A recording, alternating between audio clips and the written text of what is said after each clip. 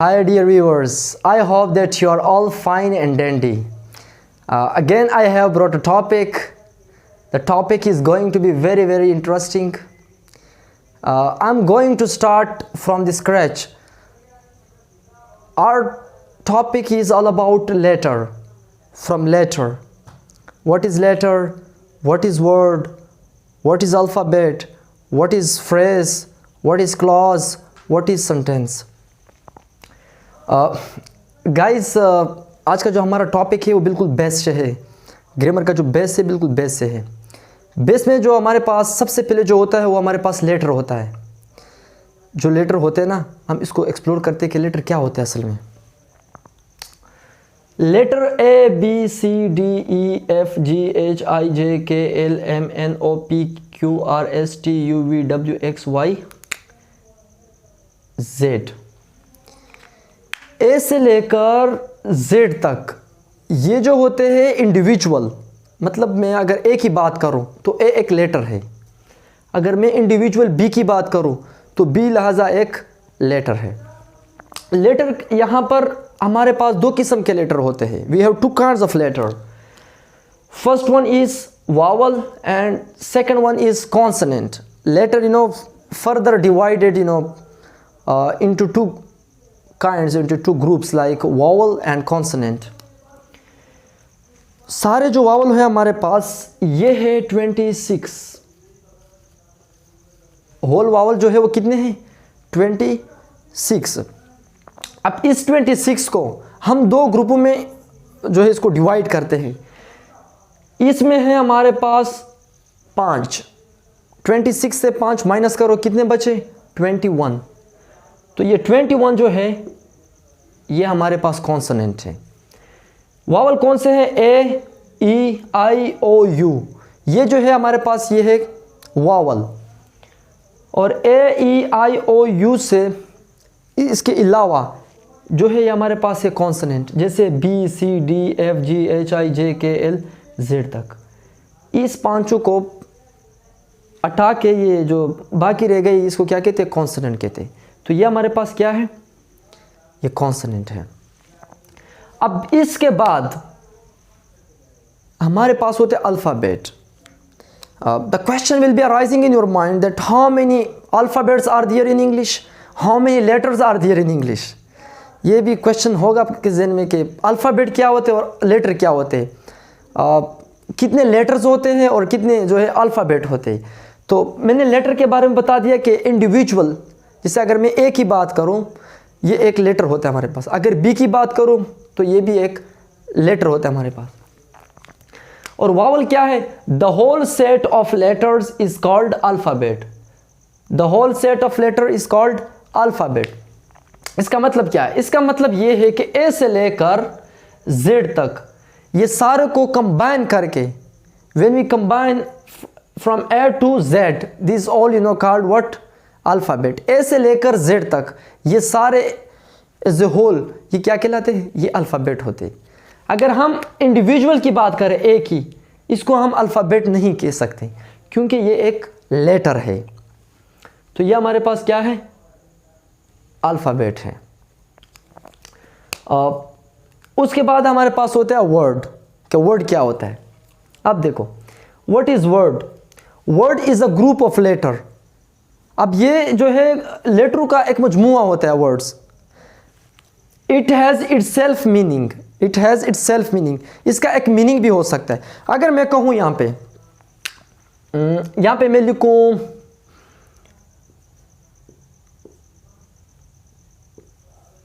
O B Y, ये इसको हम वर्ड्स नहीं कह सकते क्योंकि यह हमें पूरा मीनिंग नहीं दे रहा. अगर मैं इसको इस तरह कहूँ कि बी ओ वाई, बुआई, ये एक वर्ड हुआ हमारे पास. ये एक जो है पूरा मीनिंग दे रहा है हमें. अब इसको देखो, ये जो है ये बुआई है. इसको मैं थोड़ा वो करता हूँ ताकि नज़र आ जाए. अब ये बुआई जो है इसमें जो है अ ग्रुप ऑफ लेटर है. इससे एक क्या बना है? इससे एक वर्ड बना ग्रुप ऑफ लेटर से. जैसे मैंने डिफिनेशन में बताया कि ग्रुप ऑफ लेटर्स. तो ये देखो ग्रुप ऑफ लेटर है. बी देखो एक है, एक लेटर है. ओ देखो एक लेटर है. वाई दे के ये भी एक लेटर है, तो इसको कंबाइन करके एक वर्ड बना और इसकी एक जो है मीनिंग है अपनी। अब दूसरा मैं लिखता हूँ यहाँ पे मैं लिखता हूँ कि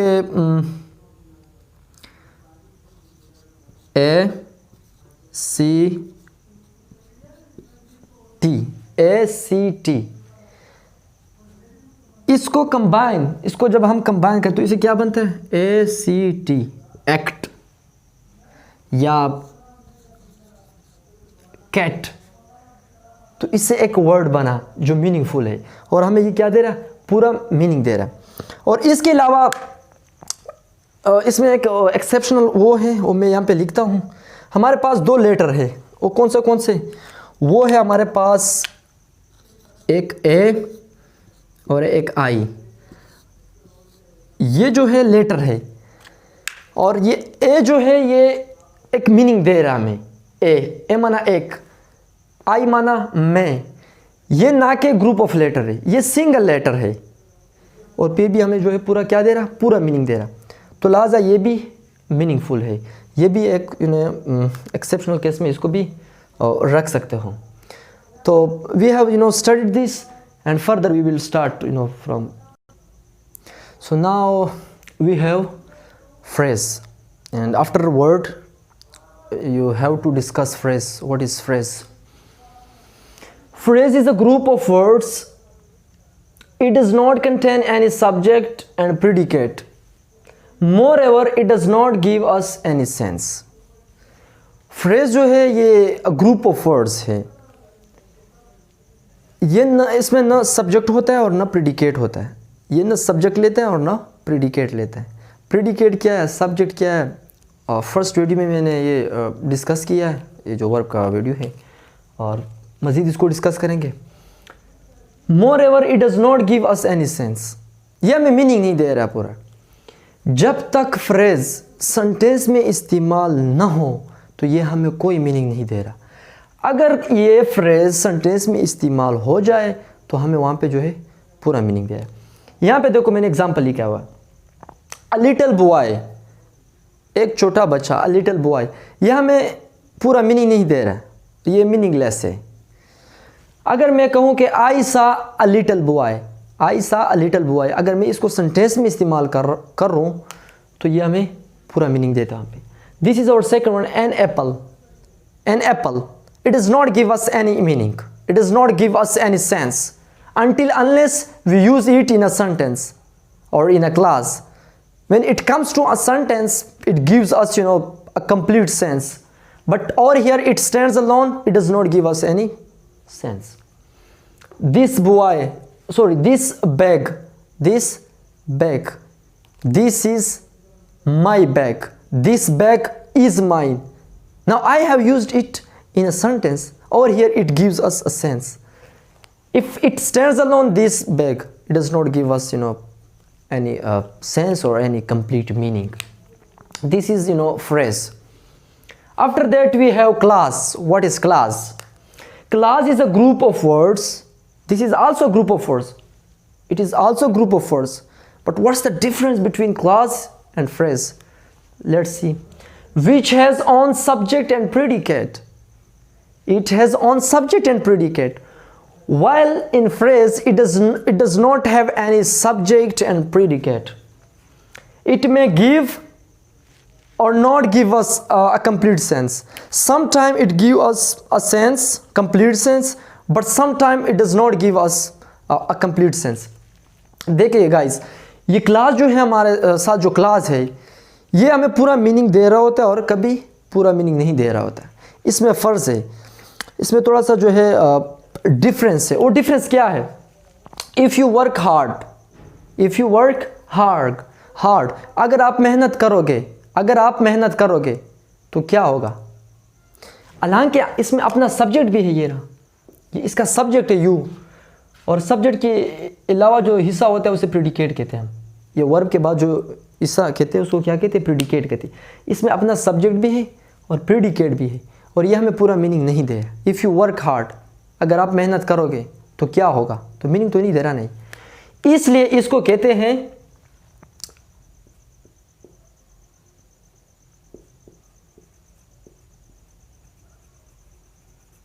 इसको डिपेंडेंट क्लॉज कहते हैं। इसको क्या कहते हैं?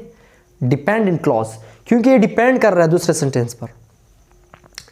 ये दूसरा सेंटेंस देखे, यू विल गेट सक्सेस, आप कामयाब हो जाओगे, आप कामयाब हो जाओगे। सिंपल सेंटेंस है, तो लिहाजा ये मैं पूरे जो है मीनिंग दे रहा है यहाँ पे। यहाँ पे आप देखो, ये जो है इसको मैं ID लिखता हूँ, ये इंडिपेंडेंट क्लॉज है, ये हमें पूरा मीनिंग दे रहा है यहाँ पे।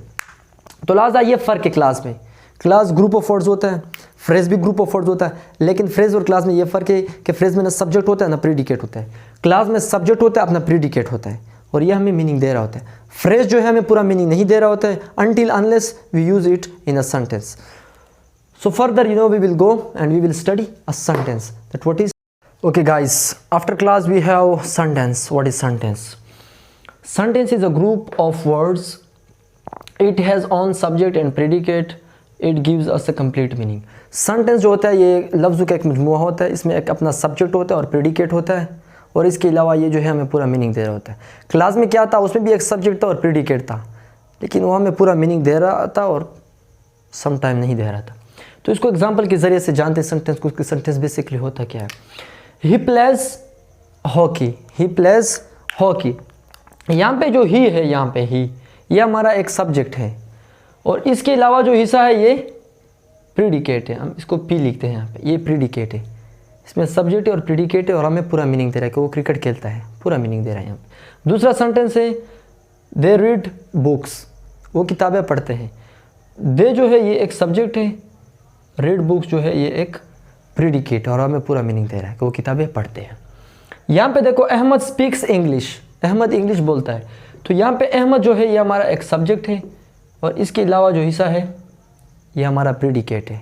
मतलब ये है कि इसमें एक अपना सब्जेक्ट होता है और अपना एक वर्ब होता है, वर्ब के बाद जो हिस्सा होता है उसे प्रेडिकेट कहलाता है, और हमें ये पूरा मीनिंग दे रहा होता है। लेकिन इसको थोड़ा डिफ्रेंशिएट करते कि क्लास और सेंटेंस में फ़र्क क्या होता है। मैं यहाँ पे लिखता हूँ कि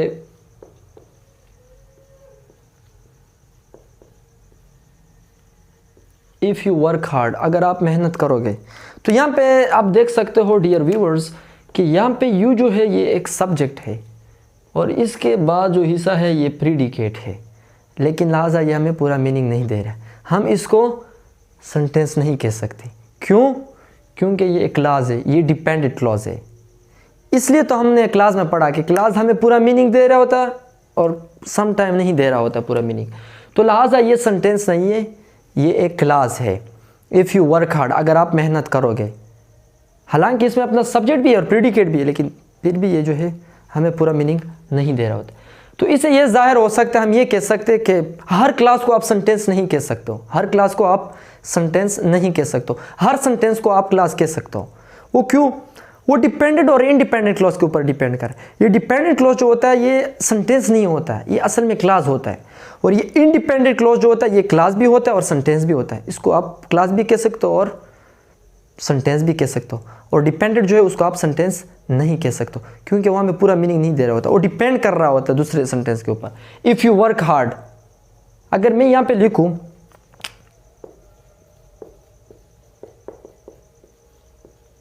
यू विल गेट सक्सेस, आप कामयाब होंगे, तो ये हमें पूरा मीनिंग दे रहा है। यहाँ पे ये सेंटेंस है, क्योंकि ये इंडिपेंडेंट क्लॉज है, और ये जो है ये डिपेंडेंट क्लॉज है।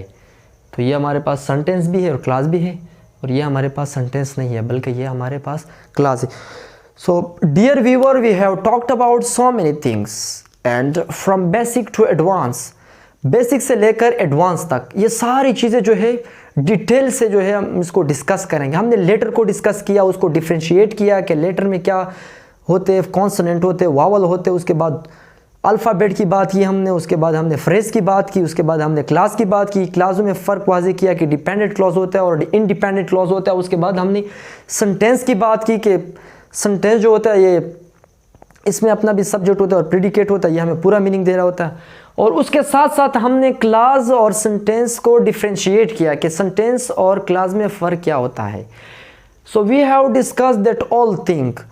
After that in new class will be discussing kinds of phrases, के फ्रेज के काइंड्स क्या होते हैं, सेंटेंस के काइंड्स क्या होते हैं, क्लास जो होते हैं इसके काइंड्स क्या होते हैं, कितनी किस्म के क्लास होते हैं, कितनी किस्म के फ्रेजेस होते हैं और कितनी किस्म के सेंटेंसेस होते हैं, इसको जब हम जानेंगे तो हम लाजा आगे जा के ना फ्रॉम बेसिक टू एडवांस हम जाएंगे.